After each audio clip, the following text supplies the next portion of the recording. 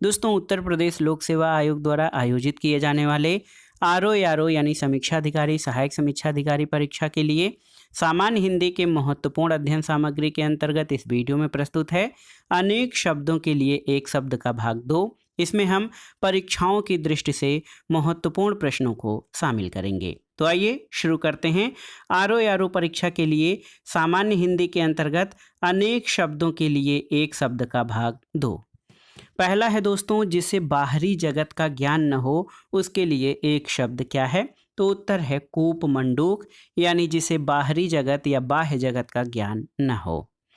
अगला है कि जिसका जन्म उच्च कुल में हुआ हो या जो अच्छे कुल में उत्पन्न हुआ हो उसके लिए एक शब्द कुलीन या अभिजात है। जो किए हुए उपकार को मानता हो तो आप जानते हैं कृतज्ञ।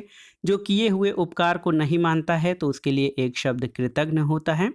जिसका कार्य सिद्ध हो चुका हो कृतकार्य, और कार्य संपन्न होने पर जो अत्यंत प्रसन्न हो उसे कृतकृत्य कहा जाता है। जो सब शास्त्र पढ़ चुका हो उसके लिए एक शब्द कृतागम है।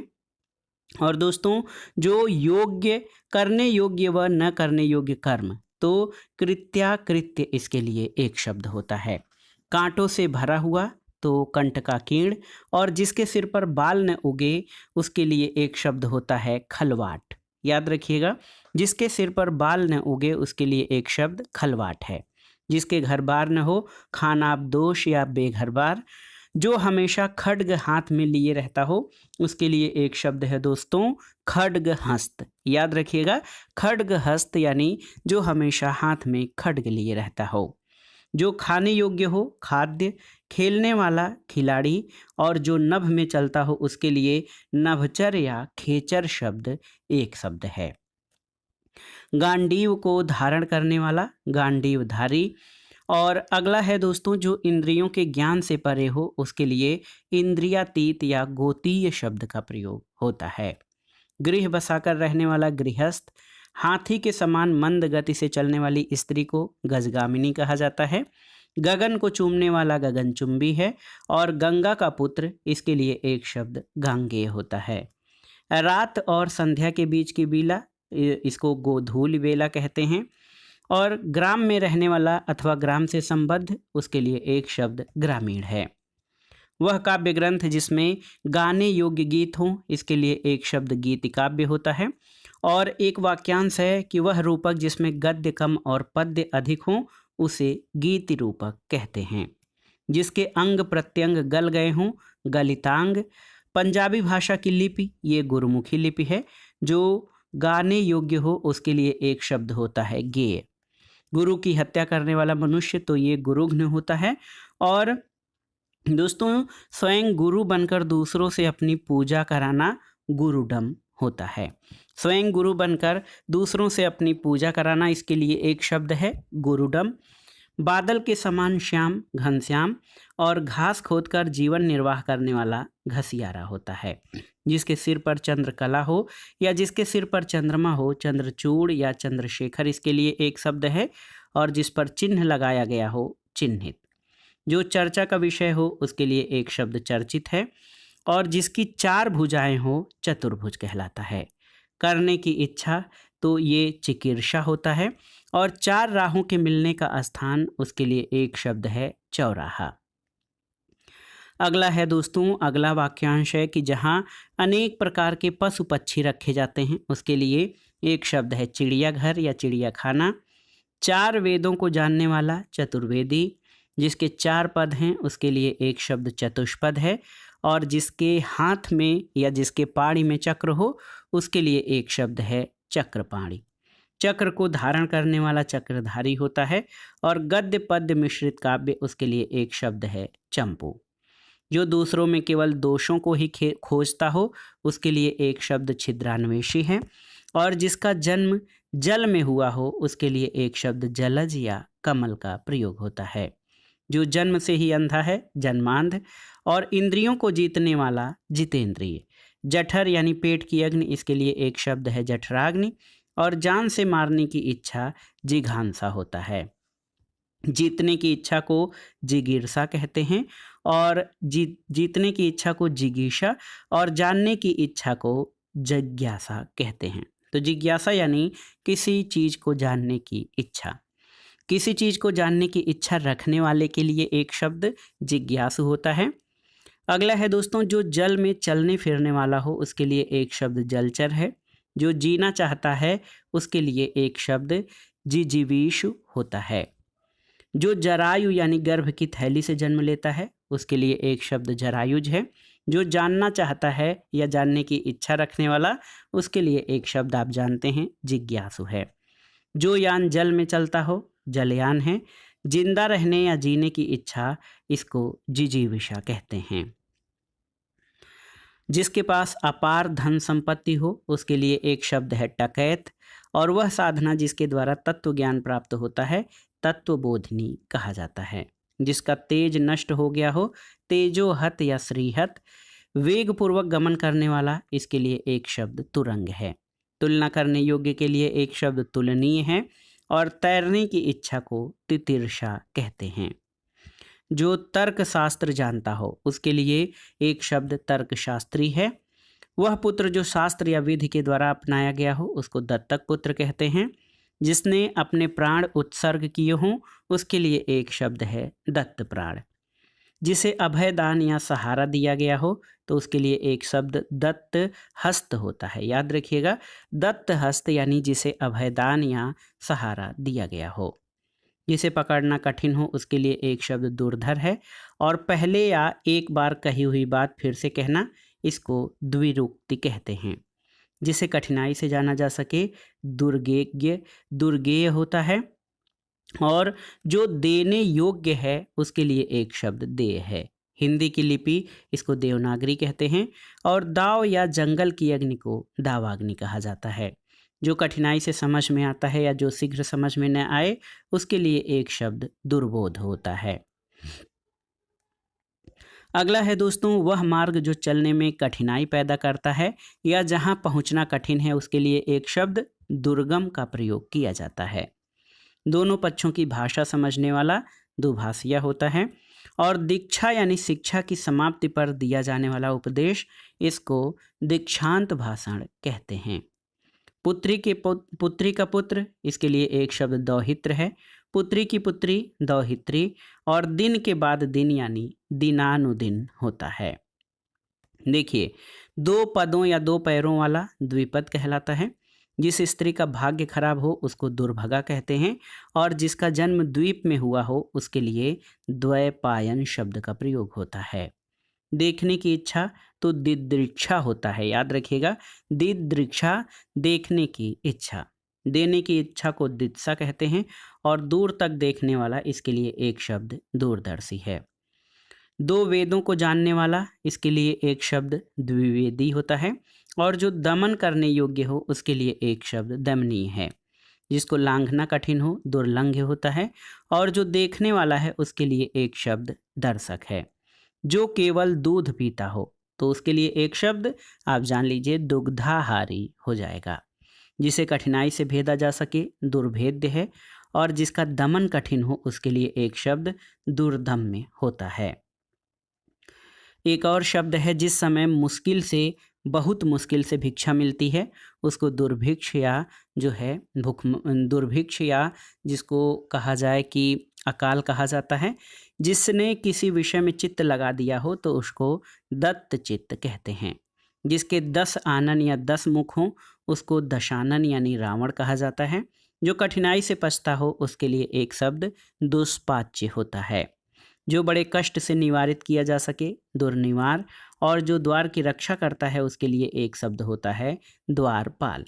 जिसे वश में करना कठिन है दुर्धर्ष कहलाता है, और जो विलंब से काम करे उसको एक शब्द में दीर्घसूत्री कहते हैं।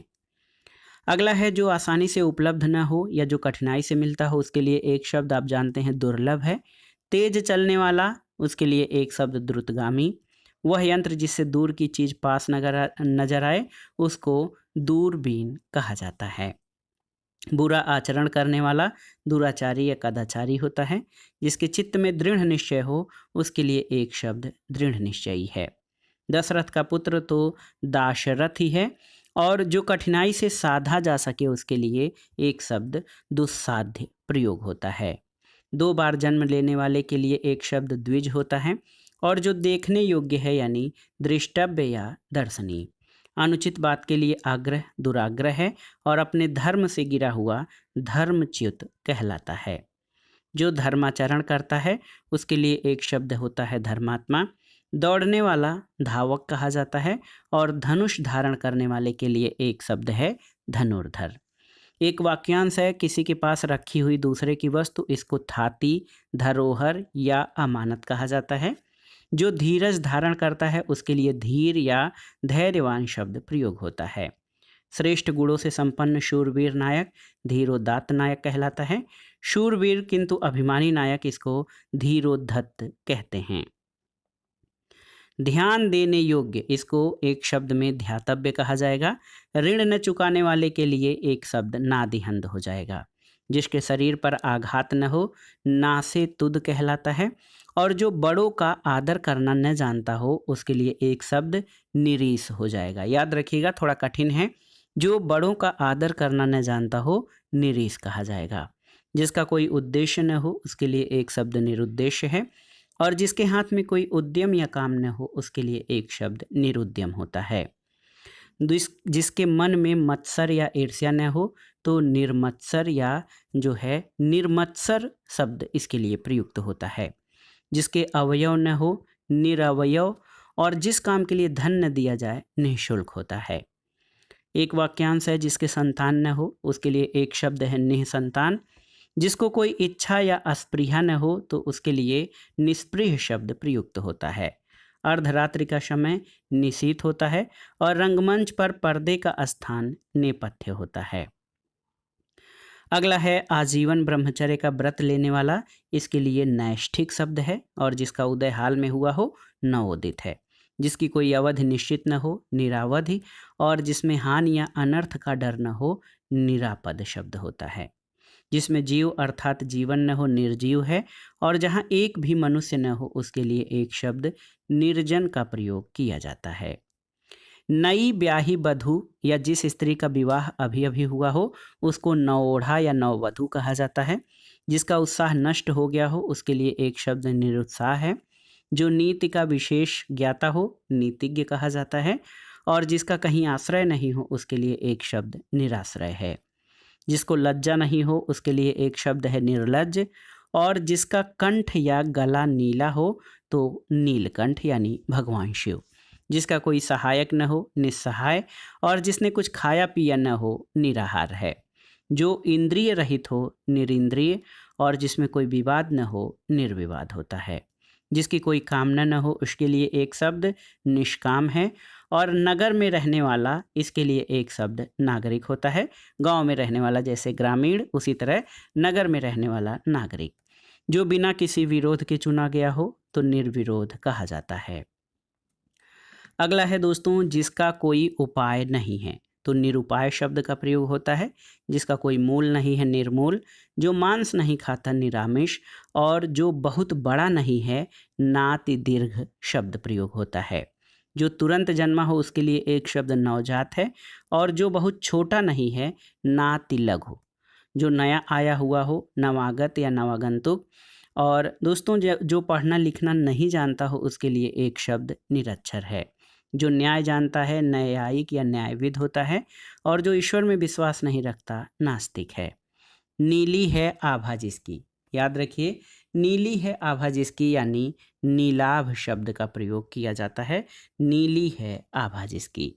जिसका अर्थ न हो तो निरर्थक। और जो नृत्य करता हो उसके लिए एक शब्द नर्तक है। जो नष्ट होने वाला हो उसके लिए एक शब्द नश्वर होता है।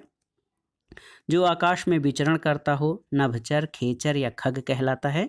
नदी से सींचा जाने वाला प्रदेश नदी मातृक होता है। निद्रा पर विजय पाने वाला निद्राजयी है। और जो तीनों गुणों यानी सत रज और तम से परे हो उसको निर्गुण या त्रिगुणातीत कहा जाता है। जिस स्थान पर अभिनेता अपना श्रृंगार करते हैं या पर्दे के पीछे का स्थान उसको नेपथ्य कहा जाता है। जिसके हृदय में दया नहीं है निर्दय। जिसके हृदय में ममता नहीं है निर्मम होता है। जिसमें तेज नहीं है उसके लिए एक शब्द है निस्तेज। जिसमें मल नहीं हो उसे निर्मल कहा जाता है। जिसमें पाप नहीं हो उसके लिए एक शब्द निष्पाप है, और पापों में डूबा हुआ पाप निमज्जित कहलाता है। जिसका बदला दिया जा चुका हो उसको प्रतिकृत कहा जाता है, और किसी को कोई काम करने के लिए उत्तेजित या विवश करना, इसके लिए एक शब्द है प्रतोद। मनुष्य की साधारण या प्रकृत रूप से मृत्यु, इसको प्रमीति कहा जाता है। याद रखिएगा, किसी भी मनुष्य की साधारण या प्राकृतिक रूप से मृत्यु को प्रमीति कहते हैं। जो प्रमाणित किया जाने योग्य है या जो मापा जा सके उसके लिए प्रमेय या परिमेय शब्द का प्रयोग किया जाता है, जो मापा जा सके। और किसी काम या बात के होने के संबंध में पहले से की जाने वाली आशा या अनुमान, उसको प्रवेक्षा कहा जाता है। पति को चुनने की इच्छा वाली कन्या, इसके लिए पतिंबरा है। उपाय या मार्ग बताने वाला तो पथ प्रदर्शक या मार्गदर्शक होता है। पर पुरुष से प्रेम करने वाली स्त्री के लिए एक शब्द पर किया है। और जो दूसरे का श्री सौभाग्य देखकर दुखी होता है, पर श्री कातर होता है। जो इतिहास के पहले का है, प्रागैतिहासिक। और जो स्त्री प्रिय बोलती है, इसके लिए एक शब्द प्रियंवदा होता है। जो किसी के बदले में बोलता या कुछ करता हो उसके लिए दोस्तों एक शब्द प्रतिनिधि यानी रिप्रेजेंटेटिव होता है। जो पीना चाहता है उसके लिए एक शब्द पिपासु है। जो पराये का या दूसरों का हित चाहता है उसके लिए एक शब्द परार्थी या परमार्थी होता है। जो उक्ति पुनः पुनः कही जाए पुनरुक्ति है। और जिसके बाहुएं लंबी हों प्रलंब बाहु या दीर्घ बाहु कहते हैं। दोस्तों, जिसकी भुजाएं या जिसकी बाहें घुटने तक लंबी हों उसको आजानु बाहु कहते हैं, और आजानुभुज भी कहा जाता है। जो पिंड से जन्म लेता है उसके लिए एक शब्द पिंडज है। जो पीने योग्य है पेय। पर्यटन करने वाले को पर्यटक कहा जाता है। विज्ञान के परीक्षणों के लिए प्रयुक्त सामग्री युक्त स्थान, इसके लिए प्रयोगशाला शब्द प्रयोग किया जाता है। और प्रजा द्वारा चलाया गया राज्य प्रजातंत्र कहलाता है। प्रकृष्ट बड़ा कॉलेज या विश्वविद्यालय, प्रकृष्ट अध्यापक को प्राध्यापक कहते हैं। और अगला है दोस्तों, जो पृथ्वी से संबद्ध हो उसके लिए एक शब्द पार्थिव है। विदेश में प्रवास करने या रहने वाला प्रवासी। पिता की हत्या करने वाले को पितृघाती या पितृहंता कहते हैं। पर्वत की पुत्री पार्वती हैं। वह स्त्री जिसका पति परदेश गया हो, प्रोषित पति का, याद रखिएगा, प्रोषित पति का यानी वह स्त्री जिसका पति परदेश गया हो। वह स्त्री जिसे पति ने त्याग दिया हो प्रत्यक्ता कहलाता है। और प्राण देने वाला या देने वाली प्राणद, प्राण देने वाले के लिए प्राणद और प्राण देने वाली प्राणदा कही जाती है। आँखों के सामने इसके लिए प्रत्यक्ष शब्द है, और आँखों से परे इसके लिए अप्रत्यक्ष या परोक्ष शब्द प्रयुक्त होता है।